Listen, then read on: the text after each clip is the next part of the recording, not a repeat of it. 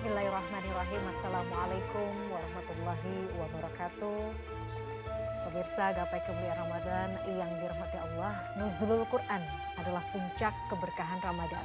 Sebuah momen yang memancarkan cahaya petunjuk di tengah malam yang hening. Dalam surat Al-Baqarah ayat 185, Allah Azza wa Jalla mengungkapkan bahwa Ramadan adalah bulan yang di dalamnya diturunkan Al-Quran sebagai petunjuk hidup yang membawa terang bagi mereka para pencari kebenaran. Al-Quran yang diturunkan dengan penuh kemuliaan tak hanya menjadi petunjuk, tetapi juga pembeda antara yang hak dan yang batil. Ia mengarahkan hati kepada jalan yang lurus.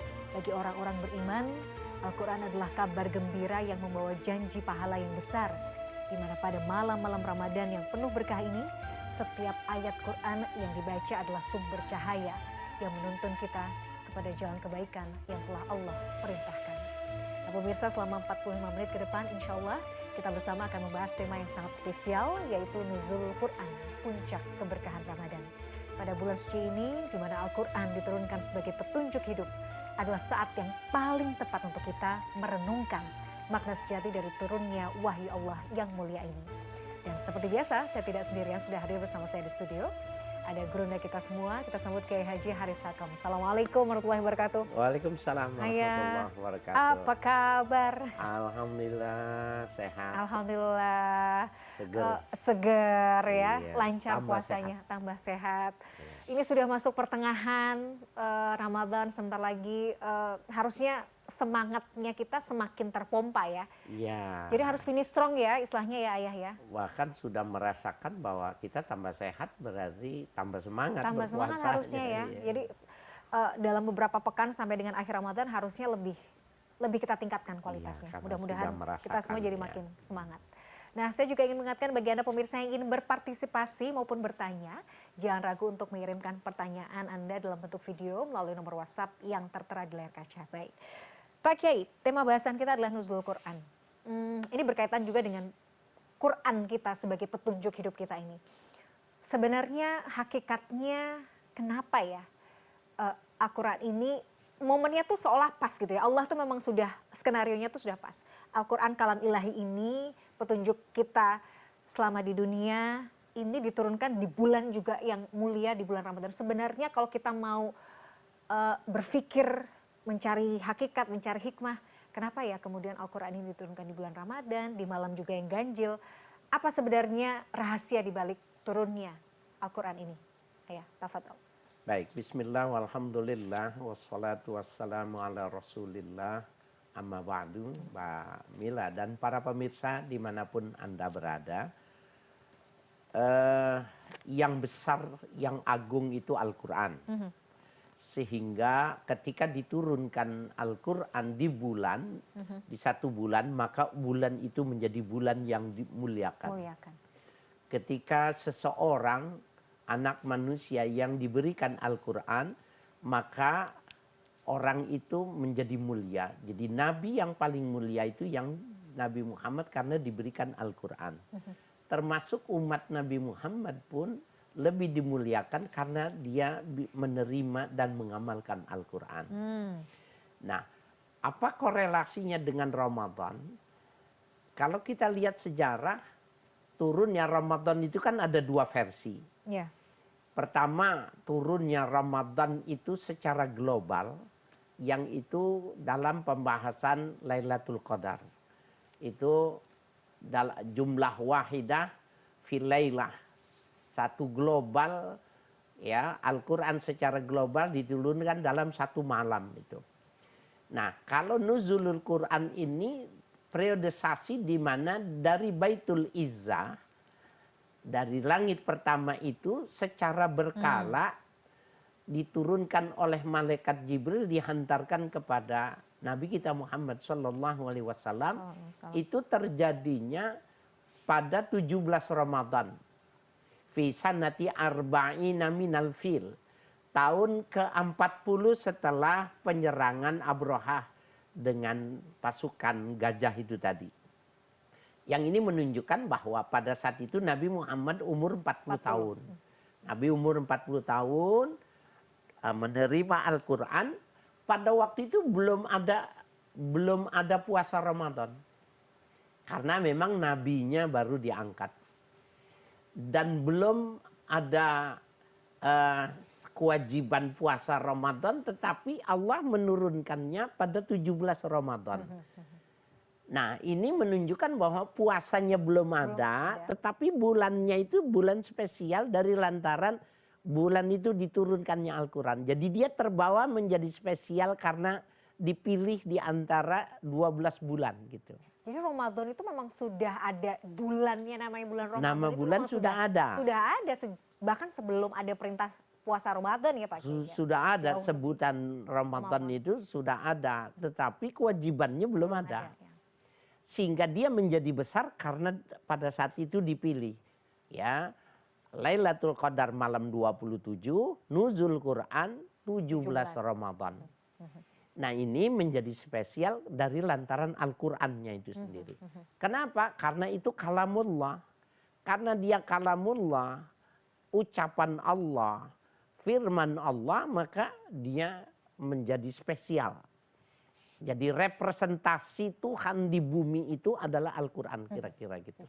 Nah, siapa saja yang bersentuhan, orangnya, bulannya, siapa saja umatnya, maka dia terbawa menjadi mulia. Oke, setuju. Jadi barang siapa kemudian yang menempel, yang tersentuh oleh Al-Quran itu terbawa. Pasti akan mulia. Makanya kalau kemudian kita menjadi orang yang sangat dekat dengan Quran, kita menjadi ahlul Quran, kita pun ikut akan terbawa mulia. Kemuliaan. Ya? Derajat kemuliaan kita juga akan ke bawah. Masya Allah.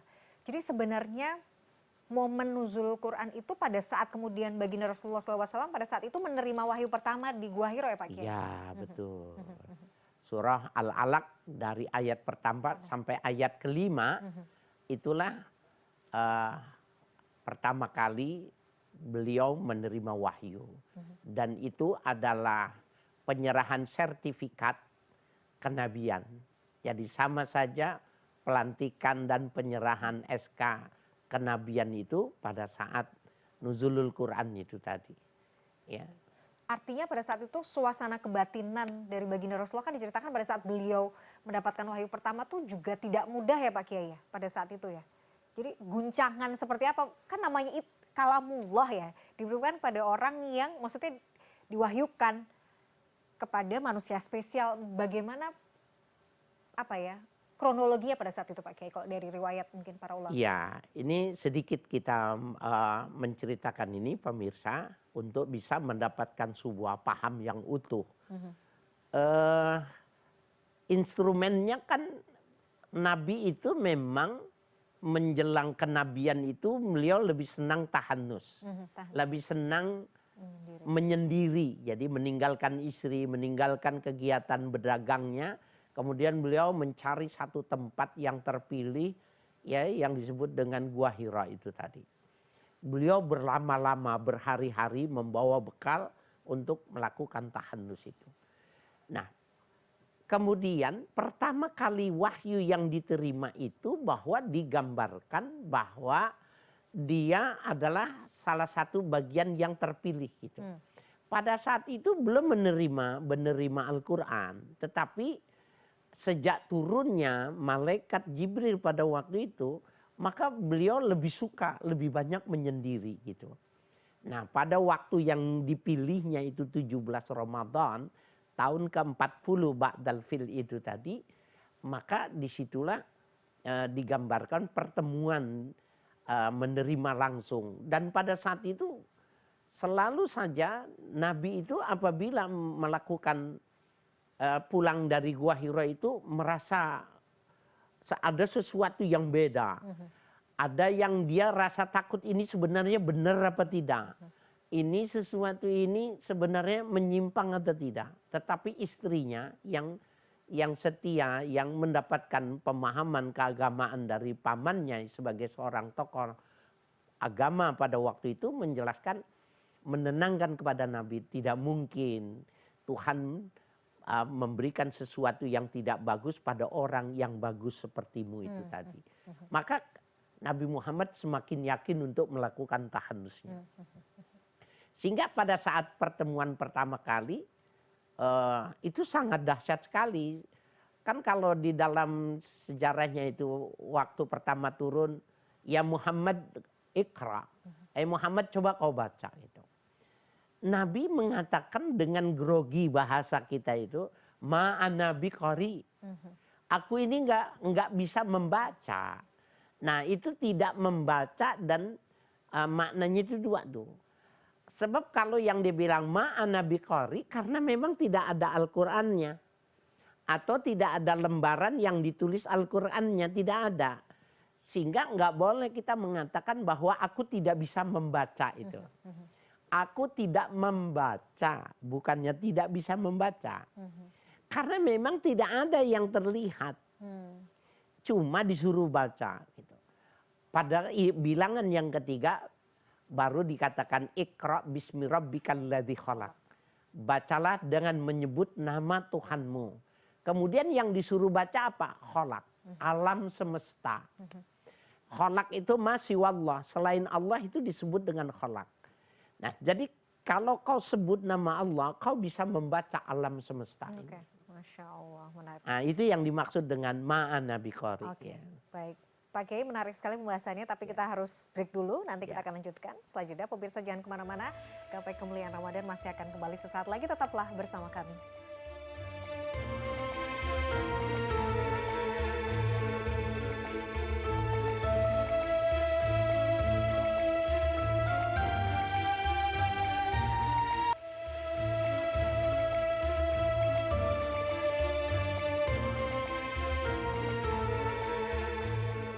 Pemirsa, terima kasih Anda masih menyaksikan Gapai Kemuliaan Ramadan. Pemirsa, di segmen kedua ini seperti biasa Kiai Haji Haris Hakam akan menjawab pertanyaan Anda pemirsa Gapai Kemuliaan yang sudah masuk melalui WhatsApp dalam segmen Ustadz Menjawab. Dan saat ini pertanyaan yang sudah masuk datang dari Mbak Dewi Iklima yang berasal dari Pemalang, Jawa Tengah. Kita akan simak bersama pertanyaannya. Mari. Assalamualaikum warahmatullahi wabarakatuh. Perkenalkan, nama saya Dewi Iklima dari Pemalang, Jawa Tengah. Sedang menghafalkan Al-Quran 30 juz di pesantren As-Safinah, Tajur Halang, Bogor. Saya ingin bertanya, nuzulul Quran itu yang benar terjadi pada 17 Ramadan atau pada malam Lailatul Qadar? Karena pada malam Lailatul Qadar juga diturunkannya Al-Quran. Mana yang benar dari keduanya? Kemudian pertanyaan selanjutnya, bagi seorang santri seperti saya atau mahasiswa yang sedang menghafalkan Al-Quran, apakah mendapatkan keuntungan kebahagiaan di hidup di akhirat, atau ada orang-orang yang tidak menghafalkan Al-Quran akan tetapi mereka ceramah di mana-mana menjelaskan Al-Quran kepada jamaah yang mendengarkannya? Mana yang lebih utama kedudukannya dari kedua golongan tersebut? Mohon pencerahannya. Terima kasih atas jawabannya Pak Kiai Haji Haris Hakam. Wassalamualaikum warahmatullahi wabarakatuh. Waalaikumsalam warahmatullahi wabarakatuh. Baik, terima kasih Mbak Dewi Klima yang sudah memberikan pertanyaan yang luar biasa. Ada dua pertanyaan Pak Kiai. Sebenarnya kalau kita bicara tentang waktu diturunkannya Al-Quran, itu yang betul tuh mungkin kita masih bingung. Ada yang mengatakan mendapatkan bahwa 17 Ramadan. Ada yang mungkin pembahasan yang lain adalah pada saat Lailatul Qadar itu juga malam diturunkannya Al-Quran. Jadi sebenarnya bagaimana kita menjelaskan ini, apakah memang turun di dua waktu atau seperti apa? Kemudian pertanyaan yang kedua adalah, Mbak Klima sedang Masya Allah ini sedang berusaha untuk menghafalkan Quran. Kira-kira kalau orang yang sedang berjuang dalam menghafalkan Al-Quran itu akan mendapat keuntungan yang seperti apa tidak hanya di dunia tapi di akhirat seperti apa? Tapi bagaimana kemudian dengan orang-orang yang mungkin tidak menghafalkan Quran, tapi beliau juga mengajarkan Quran juga, ikut belajar juga, apakah memiliki keutamaan yang sama dengan mereka yang kemudian menghafalkan Quran? Mana yang lebih afdal? Tafadhol Pak Kiai. Baik, bismillah, walhamdulillah, amma ba'du. Mbak Mila dan para pemirsa, dua-duanya benar kalau dibilang turunnya Al-Quran. Tetapi secara terminologis sudah dipahami bahwa turunnya Al-Quran dari Lauhil Mahfuz ke Baitul Izzah itu adalah malam 27 Ramadan. Atau malam-malam ganjil yang disebut dengan Lailatul Qadar. Itu turunnya dari Lauhil Mahfuz ke Baitul Izzah di langit pertama. Nah, yang dimaksud dengan nuzulul Quran itu adalah 17 Ramadan. Di mana Nabi menerima pertama kali di Gua Hira. Dan itu sebagai titik awal turunnya Al-Quran di bumi. Jadi turunnya Al-Quran dari Baitul Izzah ke bumi itu pertama kali adalah 17 Ramadan. Itulah yang dimaksud dengan nuzulul Quran. Kemudian bagaimana keuntungan orang yang menghafalkan Al-Quran. Al-Quran itu memang spesifikasinya berbeda dengan kitab-kitab yang lain. Kalau Al-Quran itu nahnu nazzalna dzikra wa inna lahu lahafizun. Kami yang menurunkan Al-Quran dan kami yang memeliharanya. Itu kata memelihara itu maknanya bisa dihafal. Jadi kitab-kitab samawi sebelumnya itu tidak bisa dihafal. Tapi Al-Quran itu oleh siapa saja itu bisa dihafal. Bahkan orang yang tidak beragama pun bisa menghafal Al-Quran. Nah, itu salah satu kelebihannya. Dan orang yang menghafal Al-Quran itu adalah orang ahlullah disebutnya. Keluarganya Allah. Itu sebuah istilah di dalam hadis. Al-Hufaz ahlullah. Orang yang menghafal Al-Quran itu adalah keluarganya Allah. Kalau ditanya kemuliaannya seperti apa, bagaimana seseorang kalau dianggapnya keluarga presiden gitu. Dia orang luar, kemudian diklaim dan dikatakan oleh presiden ini adalah keluargaku. Nah, begitulah kemuliaan gambaran orang-orang yang menghafal Al-Quran. Nah, yang menarik ini lebih utama mana orang yang menghafal Al-Quran dengan orang yang tidak hafal Al-Quran tapi mengajarkan isi Al-Quran. Ada hadis yang membantu untuk memberikan menjelaskan ini. Nabi bersabda dalam hadis yang sahih, khairukum man ta'allamal Qur'an wa 'allamah. Sebaik-baik kalian itu orang yang punya dua dimensi itu. Ya, ta'allamal Qur'an, dia belajar Al-Quran. 'Allamal Qur'an, belajar Al-Quran, wa 'allamahu dan mengajarkan Al-Quran. Ya.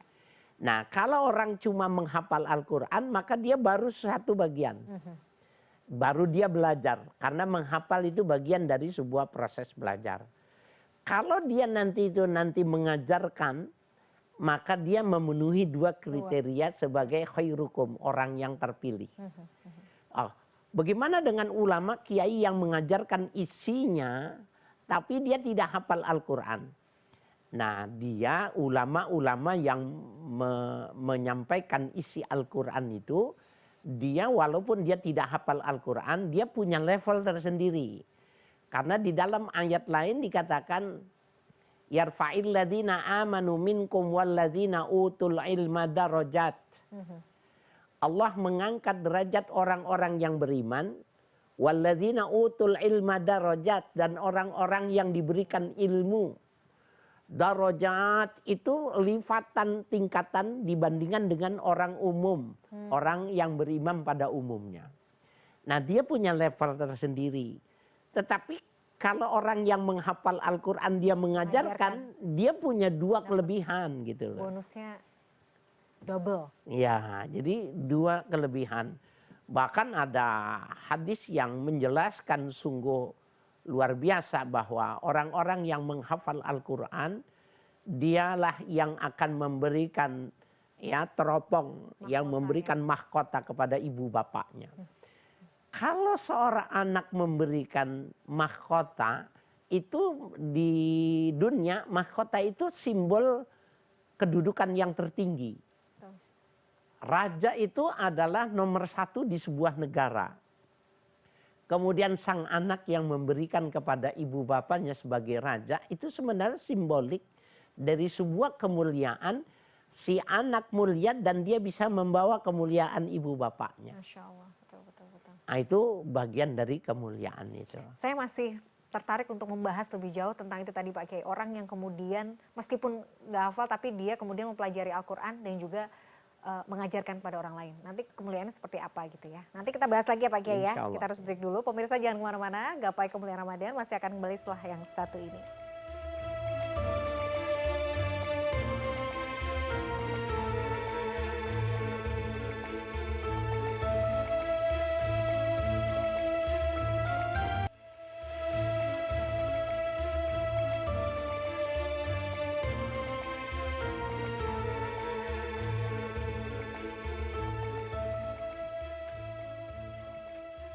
Pemirsa, terima kasih Anda masih menyaksikan Gapai Kemuliaan Ramadan dalam episode Nuzulul Quran Puncak Keberkahan Ramadan.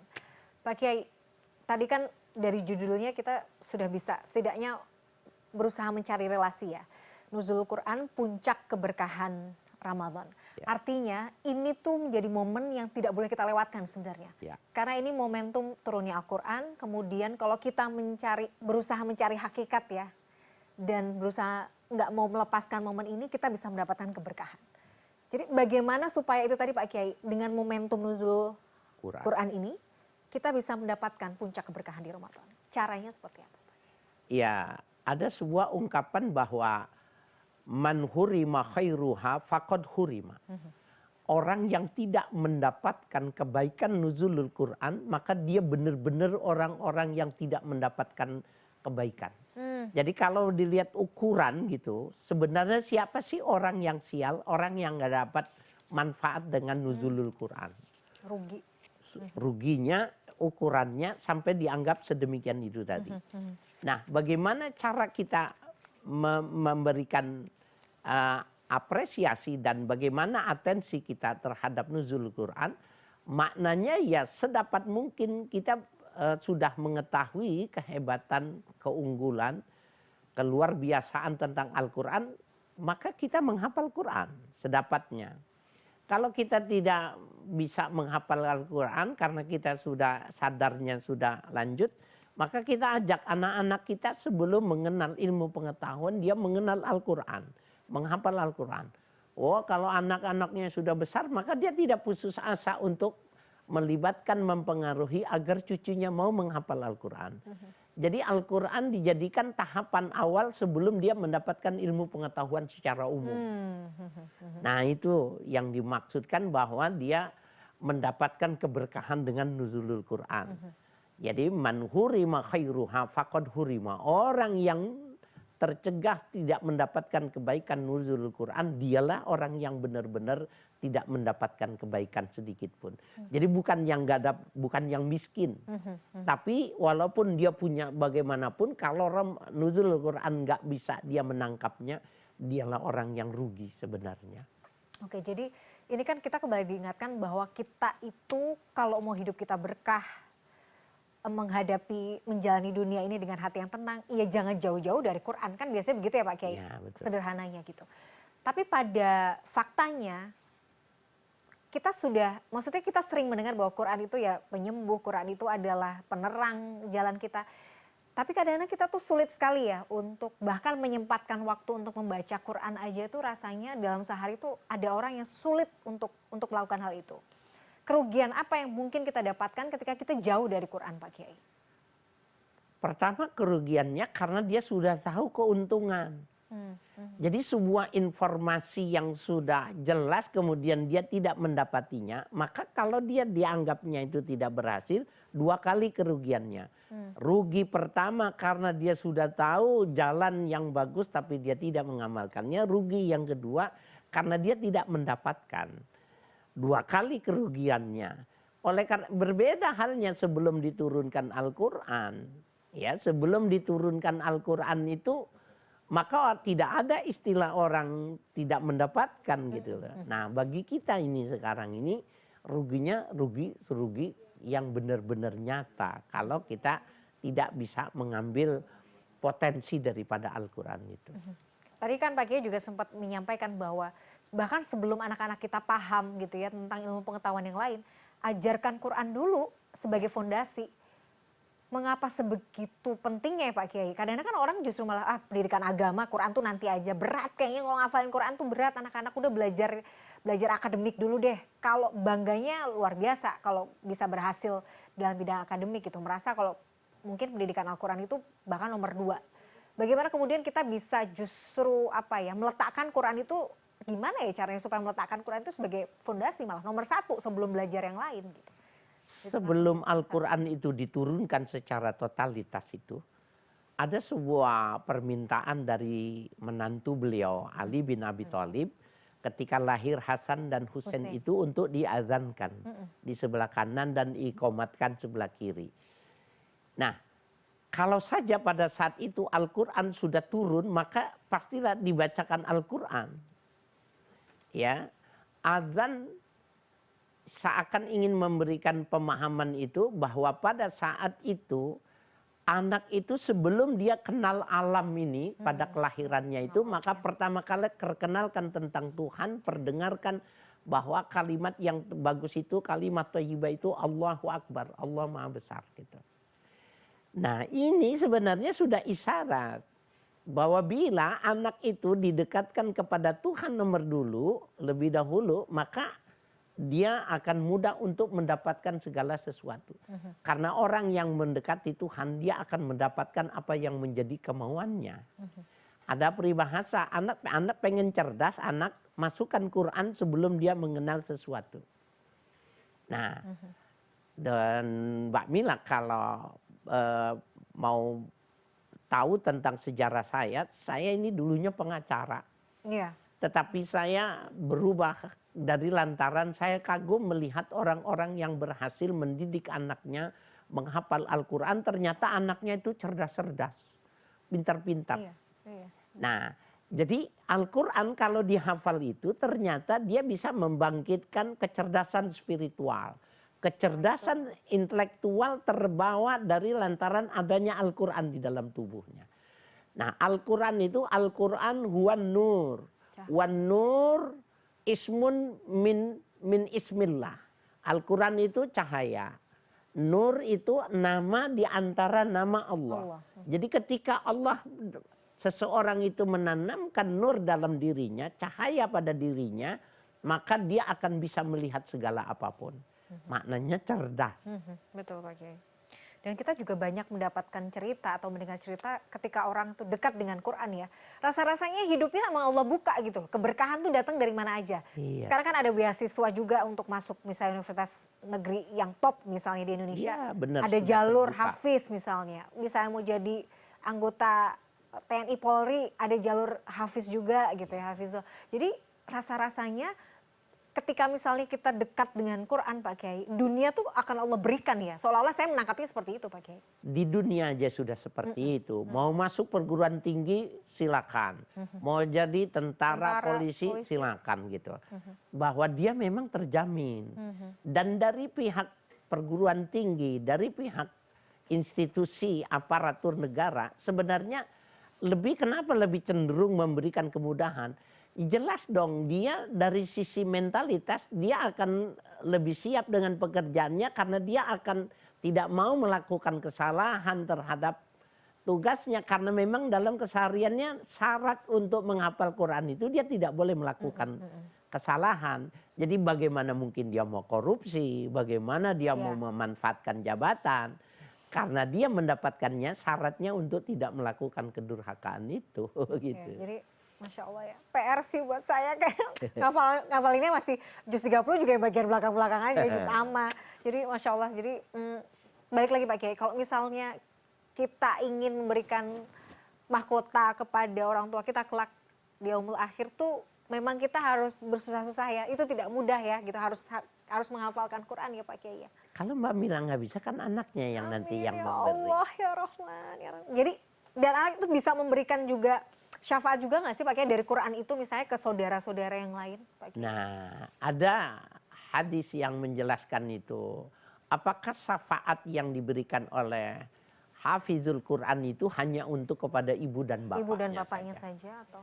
Ya, tetapi penjelasan itu kepada orang-orang yang dulu membantunya pun. Yang simpatik sama dia, membantunya dia, maaf nih, dari sisi materi mungkin dia yang mensubsidi dan lain sebagainya. Itu juga bagian dari sebuah kedudukan yang didudukan sama dengan orang tua.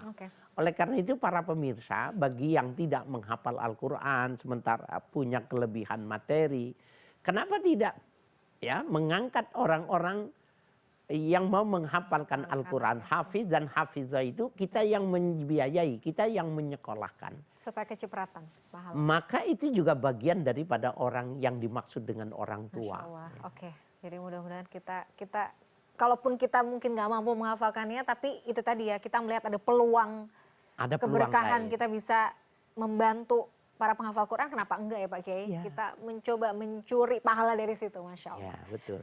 Pak Kiai, kita harus break lagi. Nanti kita akan lanjutkan bahasan kita di segmen terakhir. Pemirsa jangan kemana-mana, Gapai Kemuliaan Ramadan masih akan kembali setelah jeda yang satu ini.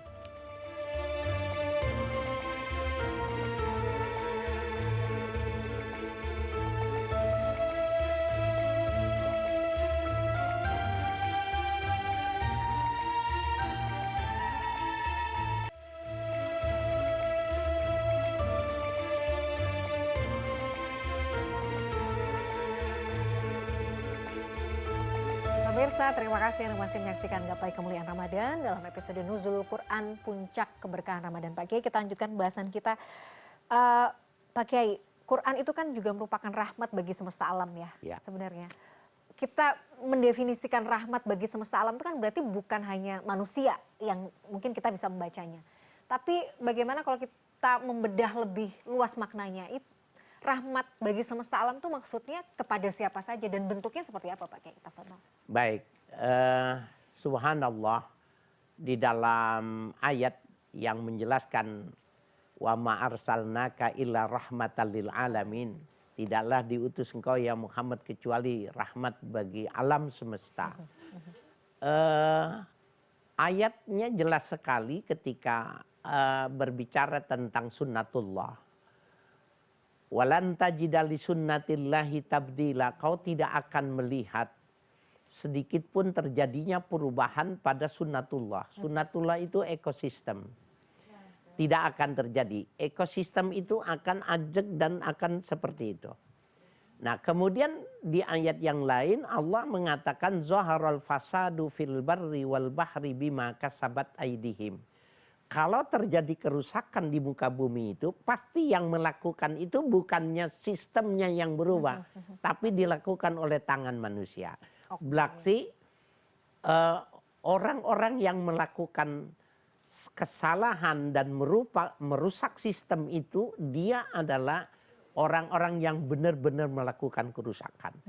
Nah, Al-Quran menjaganya, mengatakan itu, bahwa musuh di antara musuh-musuh Allah itu adalah perusak alam. Jadi maaf nih sekarang nih kalau eksplorasi tambang yang berlebihan melahirkan kesalahan pada ekosistem, melahirkan panas, melahirkan kebanjiran dan lain sebagainya. Itu menunjukkan bahwa Al-Quran sudah mengatur ini rusak nih sistem ini bukan karena Tuhan yang salah meletakkannya, tetapi kamu berlebihan mengeksploitasinya. Itu satu. Kemudian di dalam beribadah juga kita pernah membahasnya bahwa tidak boleh tarku tabzir. Orang melakukan ibadah tapi nggak boleh berlebih-lebihan menggunakan air. Nah, ini menunjukkan bahwa dalam ibadah saja sudah ada aspek ekosistem gitu loh. Yang ditekan. Nah, itu termasuk pengertian kata rahmatan lil alamin. Kemudian juga kita di dalam alam semesta itu apabila kita menebang pohon, maka kita harus menanam pohon yang baru. Ajaran menanam pohon yang baru. Jadi kalau satu ditebang maka dia menanam pohon yang lain. Itu maknanya ada keterlanjutan. Enggak boleh kita cuma menebang saja itu. Tapi tidak melanjutkannya itu. Bahkan dalam pandangan Islam itu. Orang yang menjaga alam. Dia adalah menjaga sunnatullah. Orang yang menjaga alam adalah dialah yang menjaga sistemnya Tuhan. Jadi, itu rahmatan lil alamin. Jadi aspek Islam dalam hal ini Quran itu juga menjaga itu semua ya Pak Kiai ya. Kalaupun memang ada kerusakan memang karena ulah tangan manusia sih ya. Pasti. Bukan sistemnya yang salah. Sistemnya yang salah. Pak Kiai kadang tuh kan kita tuh merasa karena mungkin gini. Kalau dalam kondisi pening gitu ya, dalam kondisi mungkin sumpah kita baca Quran, rasanya kan memang terasa ya. Adem, lega gitu ya habis baca Quran. Kita ngerasa lega gitu. Ada mungkin di momen kita baca Quran tuh ya sudah sekedar baca. Emosinya pun mungkin tidak masuk gitu. Tapi kadang-kadang kalau misalnya saya nih suka kadang-kadang iseng lihat YouTube misalnya ada ruqyah gitu ya, dibacakan ayat Quran. Itu kan kita bisa melihat dengan mata kepala kita sendiri bahwa impact-nya tuh luar biasa. Jadi bacaan Quran yang kemudian dibacakan itu memang punya punya apa ya, punya daya gempur misalnya, punya cahaya, punya memang seperti itu ya Pak Kiai. Jadi ternyata itu sejujurnya menguatkan iman saya gitu. Masya Allah ya, ternyata Quran tuh yang mungkin kita bacanya mungkin enggak, ya biasa aja, ternyata punya daya yang sedemikian dahsyat loh buat di sekitar kita, bahkan untuk diri kita sendiri. Iya, benar. Ada sebuah hadis mengatakan likulli harfim minal Qur'an khadim. Setiap satu huruf di dalam Al-Qur'an itu ada satu malaikat yang memelihara huruf itu, menjadi khadim itu. Jadi bagi orang-orang yang bisa mukasyafah, yang mengerti tentang memahami kedalaman pada ayat-ayat tertentu, dia bisa memang jadi syifa, bisa jadi ruqyah. Dan ruqyah di zaman Nabi itu sudah digunakan. Iya. Ya, Nabi meruqyah dengan membacakan Al-Qur'an di air dan lain sebagainya. Itu menunjukkan bahwa memang ada aspek syifa dalam Al-Qur'an itu. Lebih luas, kita ada kitab namanya Syamsul Ma'arib, ditulis oleh Imam Ali Al-Buni. Itu adalah orang yang belajar mengajarkan tentang ilmu hikmah yang bersumber dari Al-Quran dan petunjuk Nabi. Kemudian lagi ada At-Tib wal Hikmah, ditulis oleh Al-Imam Jalaluddin Abdurrahman As-Suyuti, yang berbicara tentang ya sisi-sisi hikmah dari ayat-ayat tertentu untuk penggunaan tertentu. Atau Al-Mafakhirul Aliyah fi Ma'thari Sajiliyah, ditulis oleh Abul Abbas Ali Asyazili, yang beliau menuliskan beberapa hizib. Dan hizib itu tameng ketika dia bisa menahan dari sihir, menahan dari santet dan lain sebagainya, termasuk kejahatan-kejahatan lainnya yang bisa dilakukan oleh bangsa manusia dan jin itu bisa ditahan. Nah, ini menunjukkan bahwa Al-Quran itu memang salah satunya adalah punya dimensi syifa itu tadi. Oke. Jadi sebenarnya Al-Quran itu bukan hanya sekedar sesuatu yang ya udah dia dibaca aja gitu ya, untuk ya udah ya sekedar dibaca, tapi sebenarnya itu tadi ya Pak Kiai, impact-nya tuh banyak buat kita. Ada sebagai syifa tadi, ada sebagai penyembuh, ada sebagai pelindung. Jadi sebenarnya, nah tapi kadang-kadang Pak Kiai, ada kadang tuh orang yang justru melihat bahwa karena Qur'annya nih, bukan karena Allahnya. Jadi harus bagaimana mendudukkan bahwa iya gitu ya, Quran ini apakah sebagai wasilah aja atau boleh gitu memandang bahwa memang iya ini semua tuh karena Quran sebenarnya. Atau jangan salah, ini tuh sebenarnya ya tetap perlindungan dan juga penjagaan kan datangnya dari Allah, bukan dari Qurannya. Bagaimana? Dia tetap saja melakukan niatnya itu membaca Al-Quran karena Allah. Tetapi dengan sebab itu ibaratnya nggak perlu pengen panas ketika yang dipegang api. Nggak perlu pengen dingin kalau yang dipegangnya itu es gitu. Ini Mbak Mila dan buat para pemirsa penting nih. Saya punya guru namanya Muallim Syafi'i Azami, Muhammad Syafi'i Azami, di Kebayoran Lama itu. Namanya juga dengan nama itu Jalan Kiai Haji Muhammad Syafi'i Azami. Beliau cerita bahwa semasa hidupnya itu dia pernah seperti stroke ringan sehingga bibirnya itu miring gitu. Orang yang miring semacam itu banyak di masyarakat. Dia mesti berobat berapa lama dan berapa biayanya itu tadi. Pada saat miring, pada saat malam, keluarganya yang tidak mengetahui dan lain sebagainya, dia ambil Quran aja. Wudhu, dia ambil Quran, kemudian dia baca Quran. Beliau mengatakan baca Qurannya itu dengan suara. Jadi bisa dibayangkan bunyinya Al-Quran seperti apa orang yang mehong itu, mulutnya miring itu membaca Quran. Pastilah tidak akan bunyinya seperti Al-Quran yang dibaca oleh orang yang sehat. Tapi ternyata dia bilang terus dibaca pada juz yang keberapa itu secara perlahan kembali lagi pada posisi semula itu. Dan itu nggak mungkin bohong, saya yakini beliau menjauhkan diri dari hal-hal untuk berbohong. Masya Allah, luar biasa. Dahsyatnya Al-Quran ya. Kalau kita mau jadi dahsyat, kita jadi mulia, yaitu tadi kita harus dekat dengan Quran ya. Sehingga kalau kita dekat dengan Quran, seperti kata Pak Kiai tadi, kita tuh jadi keluarganya Allah. Kita kan pengennya seperti itu ya Pak Kiai. Iya betul. Jangan lewatkan momentum di bulan Ramadan ini, Masya Allah. Pak Kiai, terima kasih Baik, baik. waktunya, terima kasih ilmunya, jazakallah khair. Tidak terasa nih kita sudah sampai di ujung program Gapai Kemuliaan. Pemirsa, harapan kita semua semoga kajian hari ini membawa kebaikan, membawa manfaat, dan Allah Azza wa Jalla senantiasa mudahkan kita semua dalam bersemangat untuk menuntut ilmu agama. Amin ya rabbal alamin. Terima kasih atas perhatian Anda. Saya Meladia Rahma dan juga Kiai Haji Harisaka undur diri. Insya Allah kita akan jumpa lagi pada episode yang akan datang. Subhanakallahumma wa bihamdika asyhadu an la ilaha illa anta astaghfiruka wa atubu ilaik. Wassalamualaikum warahmatullahi wabarakatuh.